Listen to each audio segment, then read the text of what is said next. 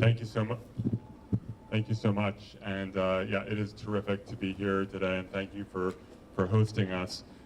So good morning, everyone. For those who may not know, I'm Scott Wiener. I have the honor of representing San Francisco and northern San Mateo County in the California State Senate. I'm joined here today by some amazing transportation and community leaders in San Francisco, and by our sponsors, SPUR, the Bay Area Council, Silicon Valley Leadership Group, and the California Transit Association to announce major new transportation legislation, Senate Bill 922, which will allow cities and transit agencies in California, their truck goes by. Wait 1 second. SB 922 will allow cities and transit agencies throughout California to roll out sustainable transportation projects in a faster and more efficient manner. And particularly today, as we see, and we will see soon, the massive new funding from the federal infrastructure package coming to California, coming to our local communities, as we see increased transportation investment by the state coming to our local communities. We need to be prepared to roll out that investment quickly, to get these projects up and running quickly, to avoid delays, and to take steps to make our streets safer, and to pursue aggressive climate action by moving more and more people towards sustainable transportation options. In 2020, I authored another bill that we're building on today and making permanent today, which was Senate Bill 288. And we passed that during the pandemic, during the heart of the pandemic. And what that bill does and what we're making permanent and building on today is to say that if you are putting into place a sustainable, climate-friendly transportation project, whether it is a light rail line, a bus rapid transit or bus only lane, a bike lane, a streetscape improvement to make the streets safer for pedestrians and so it's easier for people to walk around. If you are implementing one of these climate-friendly projects, you should not have to go through unending environmental review. That is counterproductive. And so the bill creates an exemption from the California Environmental Quality Act, CEQA, for these climate-friendly, sustainable transportation projects. In the 13 months that this law has been in effect, it has not been in effect long at all. It's just 13 months. We've already seen 10 significant projects approved under this law, including here in San Francisco, a number of bike and pedestrian safety projects, as well as around the state, including bus rapid transit lines and bus only lanes, charging stations, and other sustainable transportation projects. In addition to the 10 projects that have been approved under SB 288, another 20 projects are already currently in the pipeline, and we know that that is just going to accelerate over time. So this law is already having a real impact on the state of California. It expires at the end of this year, and we need to make sure that it does not expire. We need to make sure that this transformative legislation continues, that we make it permanent, and that we make sure it's helping California move in a positive direction.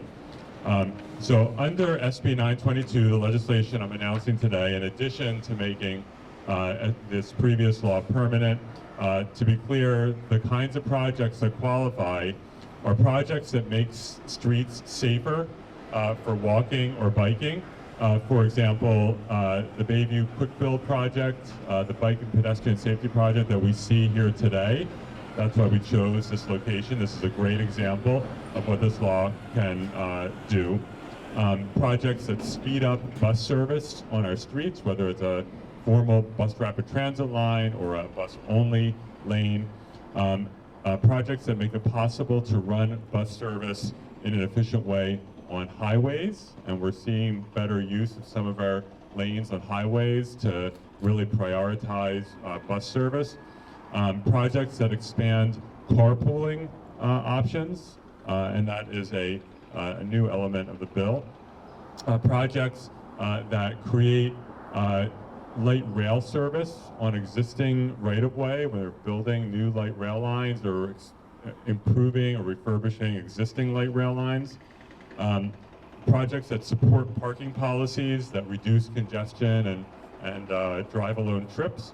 And projects that improve wayfinding for people who are using transit or walking or biking. These projects really do make a huge impact, and unfortunately what we've seen over time, including here in San Francisco, when we try to improve bus service or improve safety for people biking or walking, these projects get caught up in CEQA. They take a long time to approve, and then they get caught up in appeals and lawsuits, not for environmental reasons, but because people just don't like them, and they don't like the result and the fact that these projects were approved. So this law will avoid that kind of anti-environmental regulation, which is what we've seen. Regulation that's supposed to help the environment, but that actually undermines our fight against climate change. We also know that here in San Francisco, far too many people continue to be injured and killed on our streets, and that is true throughout California, but we see it here in a major way in San Francisco, and we need to we need to make our streets safer yesterday. Not in a year, not in 5 years, not after 7 years of appeals and lawsuits. Now, when we delay making our streets safer, more people get injured and more people die. And we need to put an end to that. This law does have in place strong protections to make sure that communities can participate in the process. When a city or transit agency is using this law, you have to have community meetings to engage with the community, to get feedback, to have transparency about what you're doing. And if a project is on the larger size, if it's more than $100 million, the sponsoring agency has to complete a racial equity and displacement analysis to make sure that there are no unintended consequences harming communities of color, harming low-income communities. So this is an exciting opportunity. I'm really thrilled that we're moving forward to make this law permanent and to build on the work that is already happening. And so we have some great leaders with us today who could talk about how this actually plays out in real life. So I'll tell you, one of the most rewarding parts of legislation is when you pass a bill and instead of it just being something on paper, it actually plays out in real life and makes communities better. So now I would like to bring up Jeff Tomlin, who is the Director of Transportation in San Francisco, head of our Municipal Transportation Agency. Jeff. Thank you, Senator Wiener. I'm Jeff Tomlin with the SFMTA. The last 23 months of COVID have been really hard on transit and transportation agencies all over the state. The financial impact and health impacts of COVID have resulted in dramatic losses of transit service that we're still trying to recover from. And the lack of traffic congestion and aberrant motorist behavior has resulted in an increase in solo vehicle crashes, speeding, and severe violence on our streets that we are struggling to catch up with. One of the few bright spots over the last year, however, has been Senator Scott Wiener's SB 288, which, as the senator explained, allowed us to move forward quickly with real solutions. Solutions that make transit faster, more frequent, and more reliable, like striping transit-only lanes in order to benefit the 19 Polk and the 27 Bryant bus lines. Projects that address what was called Dead Man's Curve right here around the corner from us, where 2 lanes of high-speed arterial were resulting in severe crashes and injuries. We were able to, thanks to SB 288, cut through what would have been years of pointless red tape, and instead design and implement projects in a matter of weeks or months as opposed to years. Projects that are right now delivering real results for transit and for safety. And without SB 288, we would still be in a pointless bureaucratic process. Senator Scott Wiener is working hard in order to make government more effective, more resilient, and more engaged. The engagement processes in Senate Bill 922 are more effective than those in the CEQA process, in that they actually require that we engage directly with whole communities rather than just people who can afford lawyers. So we are so grateful for all of the ways in which Senator Wiener is again helping to make our agency more effective, more resilient, to make our projects faster and more affordable, and to deliver real results for climate, resilience, safety, and equity. And with that, I would like to turn things over to the SFMTA Board Chair, Gwyneth Borden. Thanks, Jeff. And thank you to the Bach Shop for hosting this press conference. And thank you to Senator Wiener for his tireless advocacy for public transportation. I love that he's always on social media riding Muni. I want to thank also the members of the Bayview community for your resilience and your patience. This bill is about being able to implement actions that this community took. A Bayview community-based transportation plan that was a culmination of 2 years of collaboration, partnership, to set clear priorities for this neighborhood. One project that stemmed from our outreach engagement was traffic calming improvements. Like you can see here today, being in the Bayview, some of the types of different uses that go on in this neighborhood that would require traffic calming. The project corridor along Evans Avenue, which is just up the street here, is part of our high injury network, which accounts for 13% of our streets and 75% of our severe and fatal traffic injuries. Over the past 5 years, this location specifically has had 20 collisions resulting in 32 injuries and 1 death. Many of these crashes were caused by unsafe speeds, turns, and lane changes.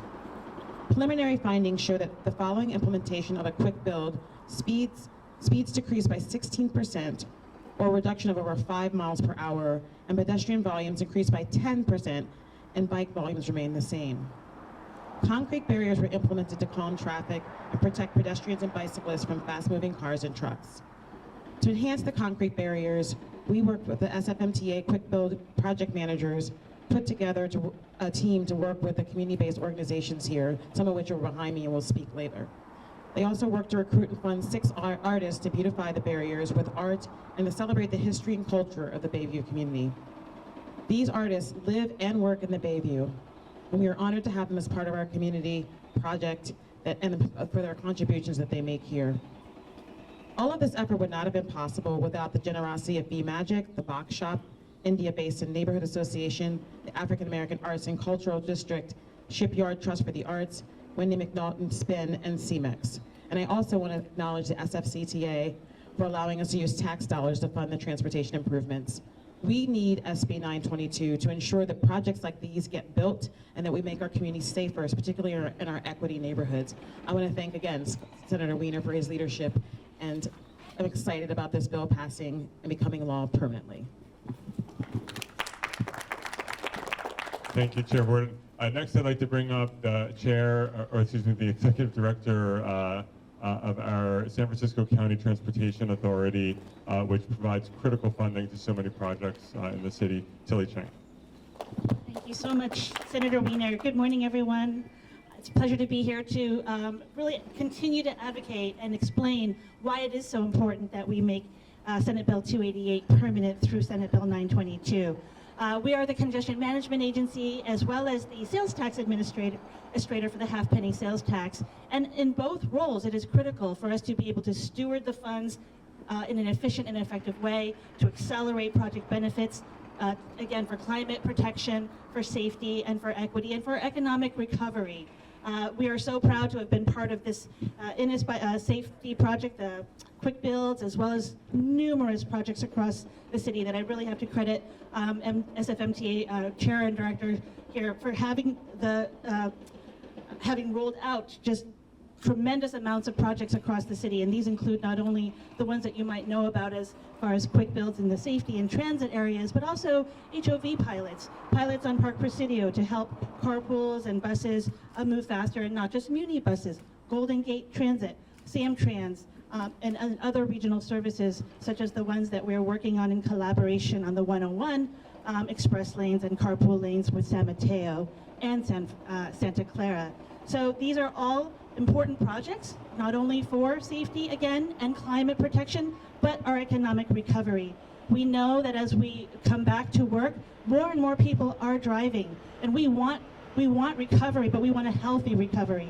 So we do need to prioritize efficient modes, sustainable modes, transit, so that the 101 services, including the 14X, the 8X, the Samtrans lines, and employer shuttles up and down the peninsula, will be able to smoothly carry folks and maximize the reliability of services for the peninsula and for the city and as a region as a whole. Really, for the state, we really do need to ensure that 288 becomes permanent, that we pass 922. Thank you so much again, Senator Wiener, for your leadership. Thank you, Tilly. I do just want to mention we have great partnership in the legislature on this bill. My partner in this bill is Assemblymember Laura Friedman, the chair of the Assembly Transportation Committee, who played a critical role helping us pass the original legislation. So this is definitely a Bay Area, Southern California, Inland California partnership, because people are benefiting everywhere. And then Senator Josh Becker, who is my colleague right to the south of San Francisco. So next, I'd like to, as I mentioned, these projects don't work unless there's a strong partnership between our city and the community. And SB 922 requires robust partnership for the entire community, not just for people who have enough money to hire lawyers to file lawsuits. So I'd like to bring up Erica Scott, who is the Director of District Projects for the San Francisco African American Arts and Cultural District and the founding owner of Honey Art Studio. Welcome. Thank you so much, Senator, for this law, this bill, and this particular project is near and dear to my heart.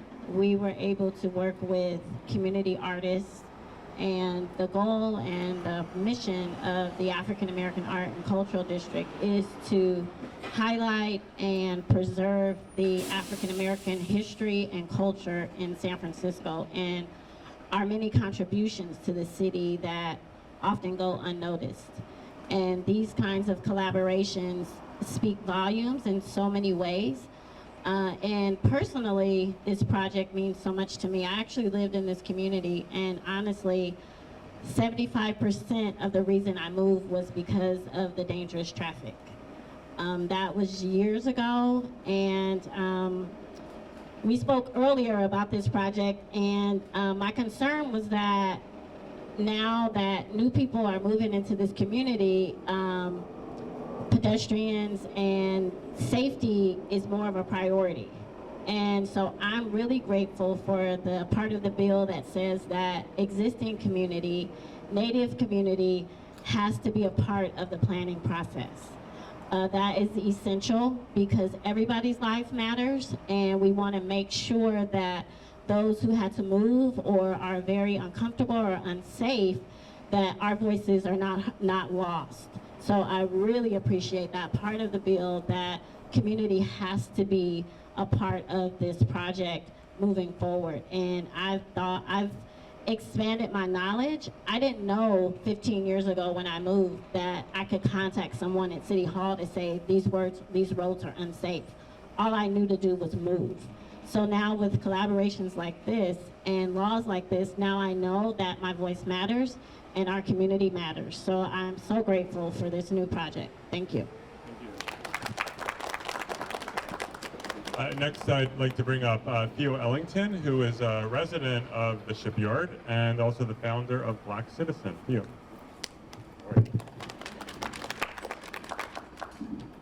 Good morning, everyone. And I don't think we officially welcomed you to the most sunny part of San Francisco here in Bayview, so welcome. And I feel like I can do that because I'm a San Francisco native. As Senator Wiener mentioned, I'm a homeowner in the Shipyard, and I really get excited when I see bills and projects like this because particularly during a time of uncertainty, this shows that government is still working for the people.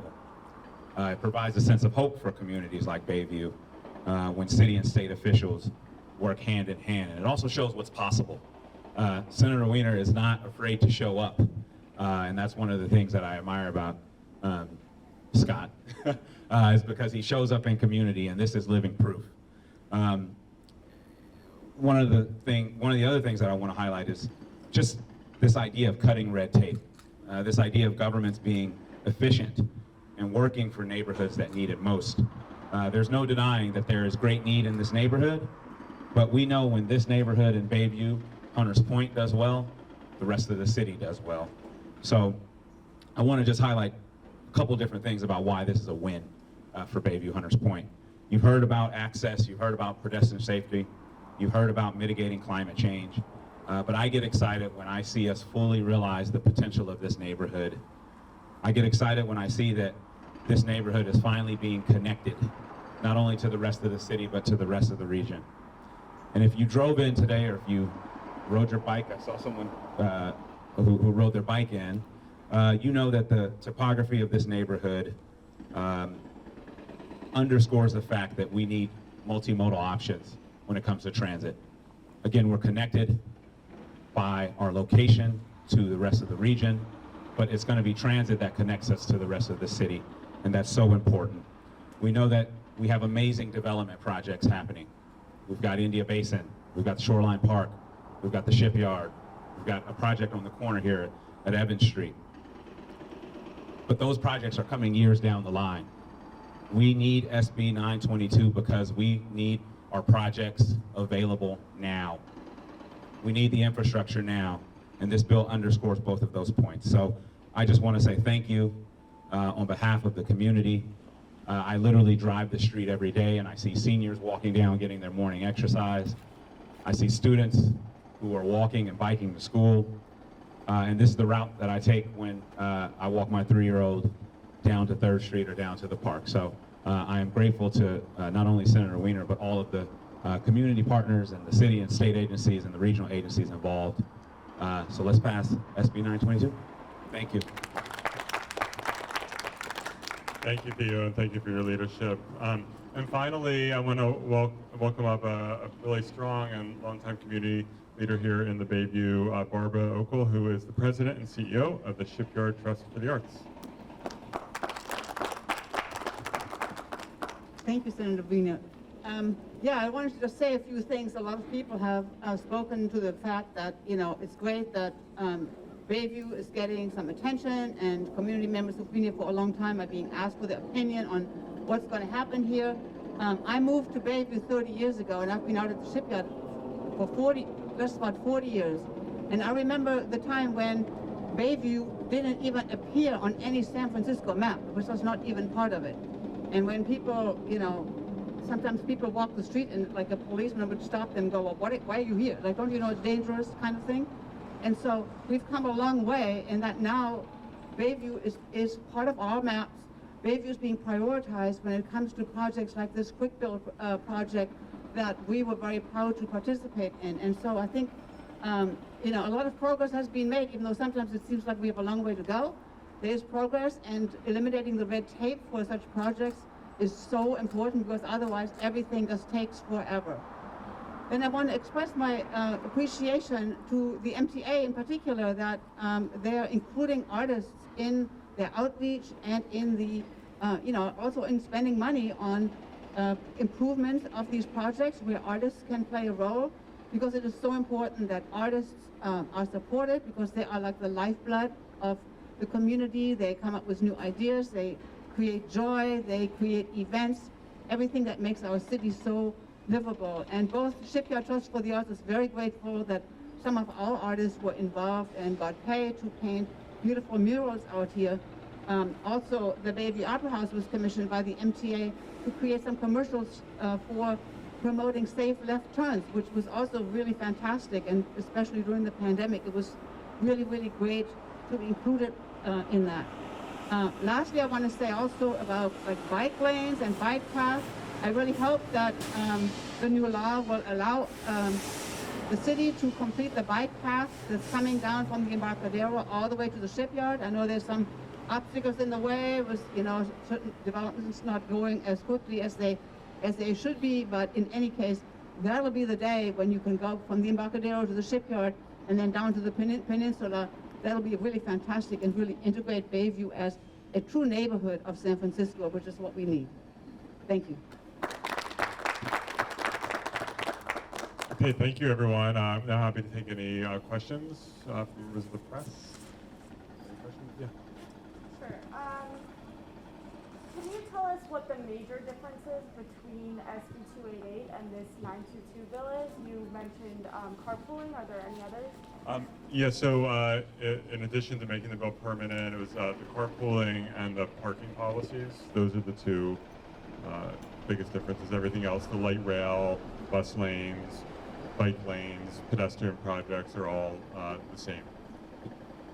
Just had a question for Jeff and Julie. What are some examples of forthcoming projects that would benefit from this bill?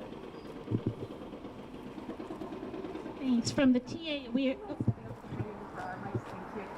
Sure. From the Transportation Authority, we're working on, as I mentioned, carpool lanes on US 101 and I-280 Extension North. So that is a collaboration with Caltrans, which is the State Department of Transportation, as well as our partners in San Mateo. They are also, I believe, opening up the Redwood City segment of the express lane this week. They're working now again on the portion to the airport, but the portion from the airport to the county line is a partnership that we're collaborating with so that it gets all the way to downtown San Francisco. And again, for Muni buses, Samtrans buses, employer shuttles, and carpoolers to get into downtown San Francisco efficiently.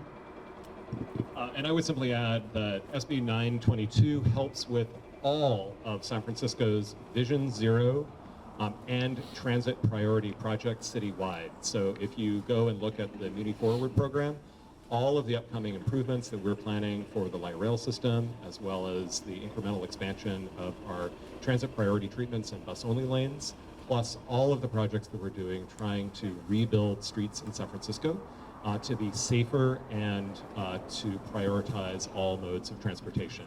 SB 922 will also be absolutely essential to implement the city's climate action strategy. Since here in San Francisco, transport comprises 47% of the city's greenhouse gas emissions, and of that, 72% is personal driving. Thank you. And just I have a little list here of the 10 projects so far. About half of them have been in San Francisco.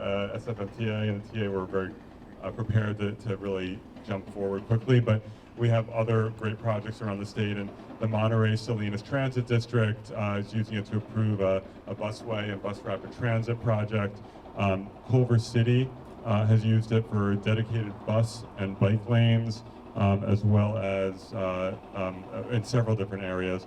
The Los Angeles Department of Transportation used it for electric bus charging infrastructure. And so those are just some examples of what I think we'll see more and more of. We also have Inland Empire has been using it, Riverside County. What safeguards are in the bill to ensure that projects that might have detrimental environmental impacts don't try to use this to get around it? Yeah, the bill is really tightly crafted so that it won't do that. In addition to the community outreach that has to happen, it only applies to very specific kinds of projects. And so, for example, for bus rapid transit and light rail lines, it has to be on existing right-of-way, right? This will not allow, this will not apply, for example, if you're trying to build a brand new light rail line that's going to go through the middle of an existing communities where we might have concerns. Is this going to result in impacts on an existing community? This doesn't apply to that. It applies, particularly when we talk about light rail and bus lines, where you could see that that may happen from time to time, but that wouldn't be covered by this. That would only apply if it's using existing right-of-way. So you're taking an existing part of an existing road and converting it to a bike lane or say a bus lane, but it's already on an existing road. Or there's existing abandoned track, that's existing rail line that isn't being used anymore, and they want to turn it into a light rail project, but it's going along the existing right-of-way, not through the middle of a neighborhood. So there are some it's a very focused bill to really try to avoid those impacts. Any other questions? Great. Well, thank you so much, everyone, and thank you to our amazing community leaders. I just want to say, particularly to the Bayview leaders here today, and I think Barbara really, I think all of our speakers sort of hit on this. This neighborhood has been so for so many years was not just neglected but abandoned by the city of San Francisco. Was abandoned in terms of public safety and transportation linkages and investment in the community, and was left to fend for itself. And that was really just a horrible tragedy and unacceptable. And we've seen a lot of change over the years with community organizing here on the ground, and leadership in City Hall that has, focused far more in the past on the needs of the Bayview community. There's a lot more work to do. The Bayview is an amazing place. It needs even more support, and I'm hoping that this will be one piece of the puzzle in helping get better connectivity between Bayview and other parts of the city. So thank you to all of these amazing community leaders for their work. Thank you.